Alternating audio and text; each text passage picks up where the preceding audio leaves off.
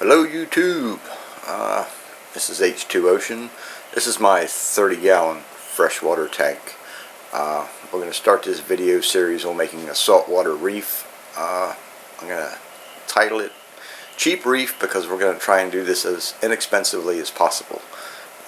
This tank originally was saltwater years ago. I had 3 very large lionfish that I had for like 8 or 9 years.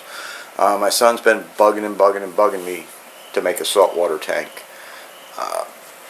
This one, as you can see, it has a lot of old live rock from previously.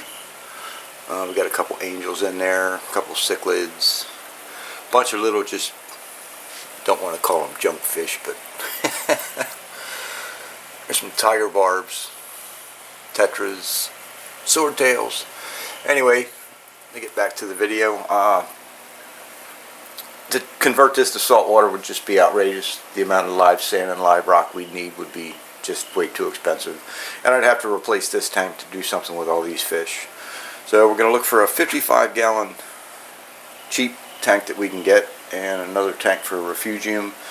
We're going to take a lot of this broken coral and what is now dead rock and seed it in with the live rock that we're going to buy, probably 40 or 50 pounds, and get this back to live rock if we can. Okay?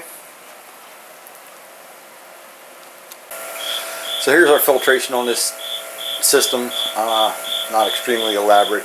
I have a, I think it was Aqua Life originally, canister system. We've got our pump here. Our first canister is our filtration. It's got a nice little pressure gauge on it. So you really don't have to check the filter media a whole lot. You just watch the pressure. You know, pressure goes up, then the filter's clogging. Second stage is anything you want to put in it. Generally, I keep carbon in there. Change the carbon probably every 30 or 40 days. The third is just a heater. Just contains my heater. I like it a lot. It's working beautifully. I'd really like to take it apart and find out what the heater is, but I'm not going to until I clean it all out. UV sterilizer, which 50-50. Half the people say they like it, half the people say they don't. I have the UV sterilizer on it mainly because I used to travel quite a bit. And therefore, if this starts to clog and starts to build up stuff and starts making bad bacteria, nitrates and all that, to some extent this will help kill all that off from coming back into the tank. We have 2 phosphane reactors. One has been converted over to run the little bio pellets. I do this instead of the bio balls and the wet dry filter. It seems to work really well. They're biodegradable, so as the bacteria basically grow in the little pellets, they keep stirred up because the pellets are moving. Phosphane, I do have phosphates in my water terribly, so the phosphane does a beautiful job, and you just want the very top of it. It's kind of hard to see. Just the top of it's kind of wurgling around a little bit. So these two have very, very expensive, it was, you know, $15, $20 pumps on these two.